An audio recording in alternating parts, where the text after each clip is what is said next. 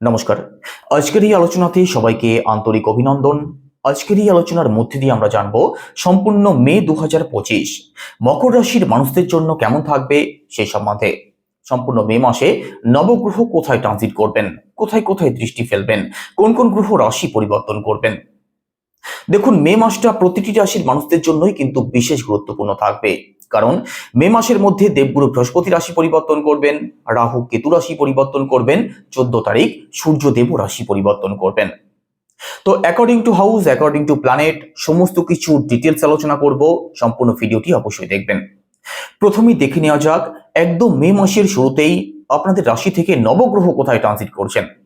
আপনাদের থার্ড হাউসে অবস্থান করছেন বুধ, শুক্র, শনি এবং রাহু। আপনাদের চতুর্থ ভাবে সূর্যদেব। আপনাদের সপ্তম ভাবে অবস্থান করছেন মঙ্গল গ্রহ।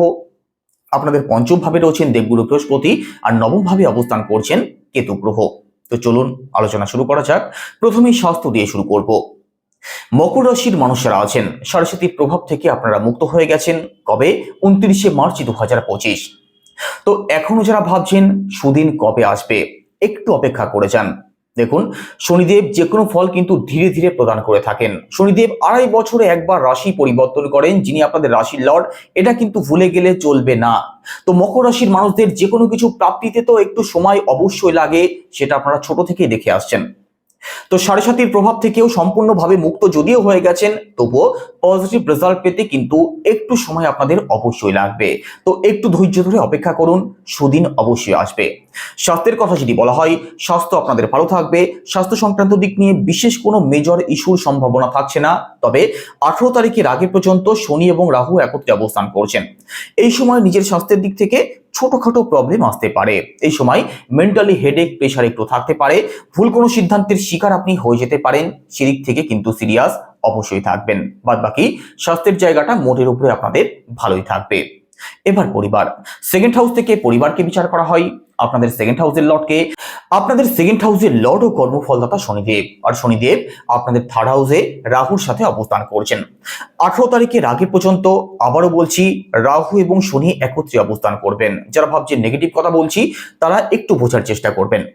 শনি এবং রাহু একত্রে আপনাদের থার্ড হাউসে অবস্থান করবেন। 18 তারিখের আগে পর্যন্ত পারিবারিক দিক থেকে ছোটখাটো বিষয় নিয়ে আনস্যাটিসফ্যাকশন থাকতে পারে। এই দিকটা শুধু মাথায় রাখবেন। একই সাথে সেকেন্ড হাউস থেকে অর্থের দিকটাকেও বিচার করা হয়। তো সেকেন্ড হাউসের লর্ড এবং রাহু যেহেতু একত্রে অবস্থান করছেন, এই সময় খরচ আপনাদের একটু বেশি হতে পারে। অর্থনৈতিক দিক নিয়ে আপনাদের মধ্যে টেনশন, হেডেক কম বেশি থাকতে পারে। তবে 18 তারিখের পরবর্তী সময় পারিবারিক দিক থেকে যেমন পজিটিভ রেজাল্ট পাবেন, অর্থনৈতিক দিক থেকেও কিন্তু পজিটিভ রেজাল্ট আপনি অবশ্যই পাবেন। অর্থের দিক থেকে বর্তমানে যে প্রবলেমগুলো আপনাদের রয়েছে, তার থেকে আপনি মুক্তির পথ অবশ্যই দেখবেন। দেখুন, সাড়ে সাতই তো কেটে গেছে, তবুও থার্ড হাউসে শনি এবং রাহু যেহেতু একত্রে অবস্থান করছেন, অর্থের দিক থেকে সেই সাপোর্টটা কিন্তু এখনো প্রাপ্তি হচ্ছে না। একটা টেনশন থেকেই গেছে। তবে একটু ধৈর্য ধরুন, 18 তারিখের পরবর্তী সময়ে পজিটিভ চেঞ্জ অবশ্যই বুঝতে পারবেন। একই সাথে আপনাদের থার্ড হাউসের লর্ডকে দেবগুরু বৃহস্পতি কোথায় অবস্থান করছেন? দেবগুরু আপনাদের পঞ্চম ভাবে অবস্থান করছেন। তবে আপনাদের থার্ড হাউসে শনি, রাহু, শুক্র, বুধ একত্রে অবস্থান করছেন। দেখুন, অনলাইন কাজ যারা করেন আপনাদের জন্য ভালো সময় থাকবে। এই সময়ের মধ্যে অকারণ ছুটোছুটি আপনাদের কম বেশি হতে পারে। আপনাদের মধ্যে 18 তারিখের আগে পর্যন্ত লেজিনেস কম বেশি থাকবে। রাহু যতক্ষণ আপনাদের থার্ড হাউসে অবস্থান করছেন, স্ট্রাগল কিন্তু আপনাদের হবে। আপনাদের মধ্যে সাহস, আত্মবিশ্বাসের অভাব থাকতে পারে। বড় বড় প্ল্যানিং আপনারা করতে পারেন, কিন্তু সেটা সম্পূর্ণ করতে কিন্তু আপনাদের সমস্যা হবে। আপনার ছোট ভাই বোন, কাছের আত্মীয় স্বজন, এদের সাথে ছোটখাটো বিষয় নিয়ে প্রবলেম তৈরি হতে পারে। পরিশ্রম সঠিক দিকে হচ্ছে কিনা 18 তারিখের মধ্যবর্তী সময়ের মধ্যে অবশ্যই বিচার বিবেচনা করে নেবেন। একই সাথে প্রপার্টির কথা যদি বলা হয়, তো ফোর্থ হাউস থেকে প্রপার্টিকে বিচার করা হয়। আপনাদের ফোর্থ হাউসের লর্ডকে, আপনাদের ফোর্থ হাউসের লর্ড শুক্র গ্রহ, আর শুক্র কোথায় অবস্থান করছেন? শুক্র আপনাদের থার্ড হাউসে এক্সঅল্টেড রয়েছেন। তো প্রপার্টির দিক থেকে সাপোর্ট তো আপনি অবশ্যই পাবেন। তবে রাহুর সাথে শুক্র অবস্থান করছেন, এটা কিন্তু ভুলে গেলে চলবে না। প্রপার্টি সংক্রান্ত যে কোনো সিদ্ধান্ত, বড় কোনো ডিল যদি ফাইনাল করতে চান, কোনো এগ্রিমেন্ট যদি সাইন করতে চান, অবশ্যই ঠান্ডা মাথা রেখে তবে সিদ্ধান্ত নেবেন। ভালো করে ভাবনা চিন্তা করে তবেই সিদ্ধান্ত নেবেন, না হলে কিন্তু ভুল কোনো পথে আপনি চালনা হতে পারেন। তবে ওভারঅল প্রপার্টির জায়গাটা আপনাদের ভালো থাকবে। প্রপার্টি সংক্রান্ত দিক থেকে লাভবান হতে পারেন। 18 তারিখের পরবর্তী সময়ে প্রপার্টি সংক্রান্ত কোনো ঝামেলাতে যারা জড়িয়ে আছেন, তার থেকে মুক্তির পথ অবশ্যই দেখতে পারেন। ফোর্থ হাউস থেকে আমাদের মাকেও বিচার করা হয়। তো 18 তারিখের মধ্যবর্তী সময়ের মধ্যে আপনার মায়ের মধ্যেও কিন্তু নেগেটিভ একটু চিন্তা ভাবনা থাকবে। আপনার মায়ের মধ্যে যে কোনো বিষয় নিয়ে ওভার থিঙ্কিং থাকতে পারে, এই দিক থেকে সিরিয়াস থাকার চেষ্টা করবেন। তবে 18 তারিখের পরবর্তী সময়ে এর থেকে মুক্তির পথ আপনি নিশ্চিতভাবে পেয়ে যাবেন। মাতৃপক্ষ আপনাদের ভালো হতে দেখা যাবে। আপনার মা স্বাস্থ্য হোক, কেরিয়ার হোক বা অন্য যে কোনো দিক থেকে, মানসিক দিক থেকেও 18 তারিখের পরবর্তী সময়ে পজিটিভ রেজাল্ট অবশ্যই পাবেন। এবার এডুকেশন, পড়াশোনার কথা যদি বলা হয়, পড়াশোনা আপনাদের ভালো চলবে। পড়াশোনা নিয়ে বিশেষ কোনো দুশ্চিন্তার কারণ থাকছে না। তবে এডুকেশনাল যে কোনো সিদ্ধান্ত মিড মের পরবর্তী নেওয়াটাই আপনাদের জন্য বেটার হবে। কোনো এক্সাম যদি থাকে আপনি ভালো ফল অবশ্যই করতে পারবেন।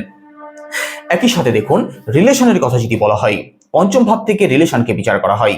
আপনাদের পঞ্চম ভাবের লর্ড বুধ গ্রহ, আর বুধ আপনাদের থার্ড হাউসে রাহুর সাথে অবস্থান করছেন। দেখুন, মেন যে প্ল্যানেটগুলো সেগুলো কিন্তু রাহুর সাথেই অবস্থান করছেন। তো রাহু যতদিন না রাশি পরিবর্তন করছেন ততদিন একটু প্রবলেম আপনাদের কিন্তু ফেস করতে হবে। তো রিলেশনে যারা আছেন, রিলেশনের দিক থেকেও একটু সিরিয়াস থাকতেই হবে, চোখ কান খোলা রাখতেই হবে। আপনার যিনি পার্টনার আছেন তার মধ্যে খিটখিটে স্বভাব থাকবে, তার মধ্যে ডমিনেটিং নেচার থাকবে, তার মধ্যে সন্দেহবাদিকতা থাকবে। একই সাথে তার মধ্যে কিন্তু যে কোনো বিষয় নিয়ে এক্সপেকটেশন অনেক বেশি থাকবে, এটা অবশ্যই লক্ষ্য করতে পারবেন। 18 তারিখের পরবর্তী সময়ে রিলেশন সংক্রান্ত যে কোনো প্রবলেম থেকে আপনি অবশ্যই মুক্তির পথ দেখবেন। একই সাথে দেখুন, যাদের মধ্যে কথাবার্তা বন্ধ হয়ে গেছে, যাদের মধ্যে ব্রেকআপের জায়গা তৈরি হয়ে আছে, তাদের কিন্তু আবার কথাবার্তা শুরু হতে পারে। নতুন কোনো রিলেশন আপনাদের তৈরি হতে পারে 18 তারিখের পরবর্তী সময়ে। এবার যদি সন্তানের কথা বলা হয়, তো পঞ্চম ভাব থেকে সন্তানকে বিচার করা হয়। তো সন্তান পক্ষ আপনাদের ভালোই থাকবে। তবে 18 তারিখের আগে পর্যন্ত সন্তানকে নিয়ে অকারণ টেনশন আপনাদের মধ্যে থাকতে পারে। যত টেনশন কম করতে পারবেন ততই আপনাদের জন্য মঙ্গলজনক হবে। ওভারঅল সন্তান পক্ষ আপনাদের ভালোই থাকবে। মিড মের পরবর্তী সময়ে ফ্যামিলি প্ল্যানিং যারা করছেন, সন্তান নেওয়ার কথা যারা ভাবছেন, আপনাদের জন্য ভালো সময় থাকবে। এবার দাম্পত্য জীবন, সপ্তম ভাব থেকে দাম্পত্য জীবনকে বিচার করা হয়। আপনাদের সপ্তম ভাবের লর্ডকে, আপনাদের সপ্তম ভাবের লর্ড চন্দ্র, আর চন্দ্র প্রতি 2.25 দিন অর্থাৎ প্রতি 54 ঘন্টা অন্তর রাশি পরিবর্তন করেন। চন্দ্র যেহেতু ঘন ঘন রাশি পরিবর্তন করেন, মকর রাশির মানুষ যারা হয়ে থাকেন, একটা কথা অবশ্যই কমেন্টে জানাবেন, দাম্পত্য জীবনের দিক থেকে প্রবলেম কিন্তু আপনাদের অবশ্যই থাকে। আপনার যিনি পার্টনার, মেল হোক কিংবা ফিমেল হোক, মুড কখন কেমন থাকে বুঝতে কিন্তু আপনাদের মারাত্মকভাবে সমস্যা হয়। মুড এই ভালো আবার এই খারাপ। সম্পূর্ণ মে মাসের কথা যদি বলা হয়, তো আপনাদের সপ্তম ভাবে মঙ্গল অবস্থান করছেন। রাহুর পঞ্চম দৃষ্টিও পড়ছে আপনাদের সপ্তম ভাবে। 18 তারিখের আগে পর্যন্ত দাম্পত্য জীবনের দিক থেকে একটু সিরিয়াস থাকার চেষ্টা করুন। এই সময় এই মুড অফ হওয়ার ব্যাপারটা কিন্তু যখন তখন ঘটবে।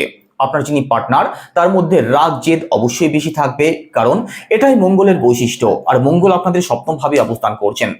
তো মঙ্গলের বৈশিষ্ট্য কিছুটা পার্টনারের মধ্যে আপনি লক্ষ্য করতে পারবেন। রাগ জেদ একটু বেশি অবশ্যই থাকবে, একটু অ্যাডজাস্টমেন্ট ক্ষমতা কম থাকতে পারে, ভুল বুঝতে পারে অথবা ভুল কোনো পথে চালনা হতে পারে। তো দাম্পত্য জীবনের দিক থেকে সিরিয়াস অবশ্যই থাকুন। সম্পূর্ণ মে মাসই আপনাদের পার্টনার যিনি তার মধ্যে রাগ তো অবশ্যই থাকবে, তবে 18 তারিখের পরবর্তী সময়ের মধ্যে একটু বোঝার ক্ষমতা তার মধ্যে আসবে। এবার ভাগ্য, নবম ভাব থেকে ভাগ্যকে বিচার করা হয়। আপনাদের নবম ভাবের লর্ডকে, আপনাদের নবম ভাবের লর্ড বুধ গ্রহ, আর বুধ আপনাদের থার্ড হাউসে রাহুর সাথে অবস্থান করছেন। একটা কথা বলি, সম্পূর্ণ মে মাসের মধ্যে কোনো কাজের শুভারম্ভ যদি করতে চান, কোনো ব্যবসা যদি শুরু করতে চান, বড় কোনো ইনভেস্টমেন্ট যদি করতে চান, অবশ্যই নিজের জন্মছককে পরীক্ষা করিয়ে নিয়ে তবে সিদ্ধান্ত নেবেন, না হলে কিন্তু প্রবলেমে পড়তে পারেন। ভুল কোনো সিদ্ধান্ত যাতে না নিয়ে ফেলেন সেদিক থেকে সিরিয়াস থাকার চেষ্টা করবেন। সম্পূর্ণ মে মাসের মধ্যে ঘর পরিবারে কোনো শুভ কার্য, কোনো মাঙ্গলিক অনুষ্ঠান যদি করতে চান, সেটা আপনি অবশ্যই করতে পারেন। লং ট্রাভেল, স্পিরিচুয়াল ট্রাভেল আপনাদের হতে পারে, সেই সম্ভাবনা রয়েছে। উচ্চশিক্ষার জায়গাটাও আপনাদের ভালো থাকবে, তবে পিতৃপক্ষের দিক থেকে একটু প্রবলেম তৈরি হওয়ার সম্ভাবনা রয়েছে। বাবার সাথে যাতে মিলেমিশে থাকা যায়, বাবার সাথে যাতে কোনো বিষয় নিয়ে গন্ডগোল অশান্তির জায়গা তৈরি না হয়, সেদিক থেকে একটু সিরিয়াস থাকবেন।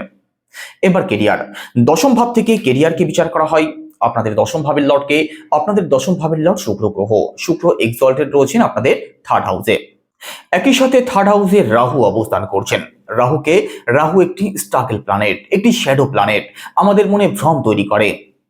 দেখুন, রাহু এবং শুক্র যেহেতু একত্রে অবস্থান করছেন, কাজের দিক থেকে স্ট্রাগল কিন্তু আপনাদের থাকবে। স্ট্রাগল আপনাদের করতেই হবে 18 তারিখের আগে পর্যন্ত। তবে শুক্র যেহেতু এক্সল্টেড রয়েছেন, খুব ভালো অবস্থায় রয়েছেন, পরিশ্রম করলে পরিশ্রমের ফল কিন্তু আপনাদের অবশ্যই প্রাপ্তি হবে। তবে সেই ফলটা আপনাদের প্রাপ্তি হবে 18 তারিখের পরবর্তী সময় থেকে। এটাকে খুব ভালো করে বোঝার চেষ্টা করবেন। আপনাদের কর্মস্থানের লর্ড শুক্র গ্রহ এবং রাহু যেহেতু একত্রে অবস্থান করছেন, তো প্রবলেম তৈরি হওয়ার সম্ভাবনা রয়েছে। কর্মক্ষেত্রে আপনার সাথে পলিটিক্স হতে পারে, আপনাকে বদনাম করার চেষ্টা করতে পারে, অথবা আপনার কাছে কাজের প্রেসার বেশি আসতে পারে। তো যে দায়িত্ব আপনাদের হাতে আসছে সেটাকে ঠিকঠাক ভাবে পালন করুন, পজিটিভ রেজাল্ট অবশ্যই পাবেন, তবে মিড মের পরবর্তী সময় থেকে। দেখুন, অনেকেই ভাবছেন, অনেক মকর রাশির মানুষ এটা ভাবছেন, 7.5 শেষ হয়ে গেছে, তবুও আমাদের জীবনে স্ট্রাগল কেন কাটছে না। এটাকে ভালো করে বুঝতে হবে। শনি এবং রাহু একত্রে অবস্থান করছেন। শনিদেব যদিও রাশি পরিবর্তন করেছেন, তবে এখনো কিন্তু রাহুর সাথে অবস্থান করছেন। 18 তারিখের পরবর্তী সময় নিজের কাজের দিক থেকে পজিটিভ চেঞ্জ অবশ্যই বুঝতে পারবেন। যে নেগেটিভিটি আপনাদের মধ্যে রয়েছে তার থেকেও আপনি নিশ্চিতভাবে বেরিয়ে আসতে পারবেন। এখানে দেখুন, 18 তারিখের মধ্যবর্তী সময়ের মধ্যে যেগুলো আপনাদের মনে হতে পারে যে কাজ করে আমি কি অর্জন করছি, বেকার পরিশ্রম করছি, কিচ্ছু হবে না, আমি বলবো যে এই চিন্তা ভাবনা থেকে আপনি বেরিয়ে আসুন।